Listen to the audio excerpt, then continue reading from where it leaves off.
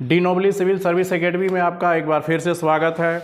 जैसा कि आप जानते हैं 69वीं बीपीएससी, बिहार दरोगा, Bihar SI, Bihar police, Bihar SSC के विभिन्न एग्ज़ाम इस वर्ष होने वाले हैं। उसी क्रम में The Nobly Civil Service Academy beta branch यहाँ पर ऑफलाइन और ऑनलाइन क्लास अवेलेबल है और चल रहा है। उसी क्रम में ऑनलाइन क्लास की बहुत डिमांड आने से इंडियन इकोनॉमी का सीरीज एक चल रहा है। इसमें आप देख रहे होंगे पिछले 4-5 वीडियो में हमने इकोनॉमी के बेसिक स्ट्रक्चर पर बात किया था। उसी क्रम में हमने पहले बताया था कि इकोनॉमी के कितने सेक्टर होते हैं, इकोनॉमी के कितने टाइप्स होते हैं।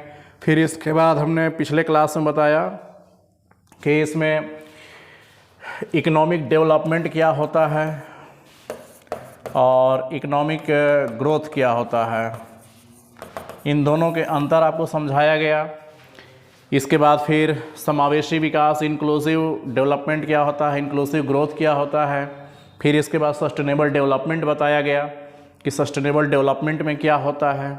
सतत विकास लक्ष्य कितने तय किए गए हैं। तो इन सबको क्लास ये 4-5 वीडियो में हुआ है। उसी क्रम में आज हम आगे बढ़ते हुए अगला जो हमारा टॉपिक है Indian financial institutes, Indian financial institutions यानी कि भारतीय वित्तीय प्रणाली या वित्तीय संस्थान हमारे देश में कौन है।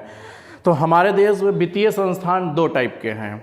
एक है हमारा बैंकिंग सिस्टम और दूसरा है हमारा कैपिटल मार्केट यानी कि शेयर मार्केट है। तो पहले हम इंडियन फाइनेंशियल इंस्टीट्यूशंस में सबसे पहले हम बैंक के बारे में पढ़ेंगे। बैंक के पढ़ने के बाद फिर हम शेयर मार्केट को पढ़ेंगे। तो बैंक हम किसे कहते हैं, बैंक क्या है? यह एक ज़रूरतमंद गतिशील संस्था है जहां पर उचित ब्याज दर पर पैसों की लेन देन होती है। और यह शब्द इटली से सर्वप्रथम लिया गया है। तो दुनिया में सबसे पहली बार इटली में ही बैंक बना था, तो वहीं से ये शब्द लिया गया है। तो बैंक का अर्थ क्या होता है? जहां पर रुपया और पैसा की लेन देन हो वही बैंक है। लेकिन अन्य जगह पर भी पैसों का लेन देन होता है, जैसे LIC है, यहाँ भी आप पैसा जमा करते हैं। तो क्या ये बैंक हो गया? नहीं, ये बैंक नहीं होगा। क्यों नहीं होगा ये बैंक? क्योंकि यहाँ पर आप पैसों की निकासी जब चाहे तब नहीं कर सकते हैं, इसलिए इसे हम बैंक नहीं मानेंगे LIC को। तो बैंक में होता क्या है? जहां पैसों की लेन देन होती है, पैसा को आप जमा भी कर सकते हैं और निकाल भी सकते हैं जब ज़रूरत पड़े तब, उसी को हम बैंक कहते हैं। तो ये हमारा फाइनेंशियल इंस्टीट्यूशन का ये सबसे महत्वपूर्ण ये पार्ट है। क्या है? बैंक। सेक्टर कौन सा आता है? टर्शियरी सेक्टर का ये है, यानी कि बैंक सर्विस देता है, तृतीय क्षेत्र का है।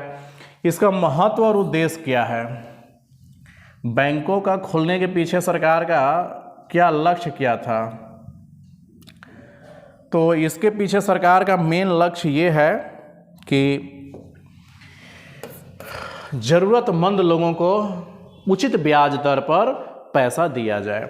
तो यह किसी भी देश की अर्थव्यवस्था का रीढ़ होता है। किसी भी देश के लिए बैंकिंग सिस्टम एक रीढ़ का काम करता है। इसके बगैर देश की अर्थव्यवस्था को संभाल पाना बड़ी मुश्किल है, क्योंकि पैसे के माध्यम से ही किसी देश की आधारभूत संरचनाओं का विकास होता है। आधारभूत संरचना हम किसे कहते हैं? बेसिक इंफ्रास्ट्रक्चर, जैसे रोडवेज है, रेलवे है। तो ये सब बैंकों के ही माध्यम से पैसों की निकासी होकर के ही ये सब इंफ्रास्ट्रक्चर बनाया जाता है। तो ये पहला उद्देश्य क्या है कि किसी भी अर्थव्यवस्था का यह रीढ़ होता है, क्योंकि पैसे के माध्यम से ही किसी देश की आधारभूत संरचनाओं का विकास होता है। दूसरा क्या है कि इसके माध्यम से लोन, जमा, पेंशन तथा वेतन एवं सरकारी योजनाओं को मदद करता है। आप देख रहे होंगे आज के डेट में बैंकों का रोल कितना ज़्यादा महत्वपूर्ण हो गया है। और इसमें वर्तमान प्रधानमंत्री मोदी जी का दृष्टिकोण कुछ ज़्यादा ही सही है। और आप देख रहे होंगे कि जब से वो प्रधानमंत्री बने हैं तो बैंकिंग सिस्टम को वो आम जनता तक पहुंचाने के लिए कई सारे प्रयोग किए हैं और सभी प्रयोग सफल रहे हैं। जैसे पेमेंट्स बैंक की स्थापना करना छोटे छोटे लेवल पर, बहुत सारे संस्थाओं बैंकिंग सिस्टम छोटे लेवल पर जैसे बंधन बैंक है, इन सब बैंकों को आम जनता तक पहुंचाने के लिए खोला गया है और बैंकों को बहुत आसान बनाया गया। जनधन खाता योजना के माध्यम से हर किसी को खाता खुलवाया जा रहा है यहाँ पर। तो ऐसा होता है। तो बैंकिंग सिस्टम का मेन उद्देश्य ये है। तो आज आप देखेंगे कि बैंक के ही माध्यम से लोन मिलेगा, आप बैंक को पैसा जमा कर, किसी को भी पेंशन मिलता है, उसी से वेतन मिलता है, सरकारी योजनाएं जितनी भी चल रही है उन सब का सब यही से आता है, बैंक से। बैंक से संबंधित कौन सा सूची में है ये? केंद्र सूची या संघ सूची हम इसे कहेंगे। तो इस सूची में ये शामिल है ये। तो इसके बाद अब हम देखेंगे हमारे भारतीय बैंकों का स्ट्रक्चर क्या है। तो आप देखेंगे हमारे भारतीय बैंकों का स्ट्रक्चर। हमारे भारतीय बैंकों का स्ट्रक्चर क्या है? तो सबसे पहले हम ये देखेंगे कि हमारे बैंक जो हैं संगठित हैं, ऑर्गेनाइज्ड हैं, इसे हम केंद्रीय बैंक कहेंगे। दूसरा है हमारा असंगठित, सेठ साहूकार महाजन, ये सब असंगठित क्षेत्र होता है। तो ये सब जो असंगठित क्षेत्र होता है ये इन्हीं से बचाने के लिए बैंकिंग सिस्टम लाया गया है। तो केंद्रीय बैंक ये है, हमारा संगठित क्षेत्र है। इसमें क्या क्या आता है? एक आता है हमारा कॉमर्शियल बैंक आता है, व्यापारिक बैंक आता है, इसमें एक आता है डेवलपमेंट बैंक आता है, तीसरा आता है इसमें कोऑपरेटिव बैंक आता है। तो 3 लेवल के हमारे देश में बैंकिंग व्यवस्था बनाई गई है। पहला है कॉमर्शियल बैंक है, व्यापारिक बैंक है, दूसरा है डेवलपमेंट बैंक है, तीसरा है कोऑपरेटिव बैंक। अब इन सब बैंकों में थोड़ा थोड़ा सा अंतर है, उसको हम देखेंगे। व्यापारिक बैंक क्या है भाई? तो व्यापारिक बैंक 3 प्रकार के हैं हमारे यहाँ कॉमर्शियल बैंक। एक है गवर्नमेंट सरकारी बैंक जो पूरी तरह से सरकारी बैंक है, दूसरा है रीजनल रूरल बैंक क्षेत्रीय ग्रामीण बैंक है, और तीसरा है प्राइवेट बैंक है। तीनों का थोड़ा सा फंक्शन अलग होता है लेकिन है तीनों व्यापारिक बैंक है। आप ये तीनों में खाता खुलवा सकते हैं, तीनों से आप लोन ले सकते हैं, तीनों में पैसा आप जमा कर सकते हैं। ये तीनों आपके लिए है, आम जनता के लिए उपलब्ध है। लेकिन ये डेवलपमेंट बैंक है, इसमें आम जनता के लिए नहीं है। ये बड़े बड़े उद्योगपति या बड़े बड़े क्षेत्रों को सरकार को ये लोन देती है, जैसे नाबार्ड है, सिडबी है, मुद्रा योजना है। इन सब के माध्यम से ये डेवलपमेंट बैंक बड़े बड़े चीज़ों को, बड़े बड़े संस्थान को, बड़े बड़े प्रोजेक्ट को ये सब लोन देता है। ये जैसे एग्रीकल्चर के लिए, लैंड विकास के लिए, ये सब डेवलपमेंट बैंक इसको ये सब देता है इसको। फिर एक कोऑपरेटिव बैंक्स।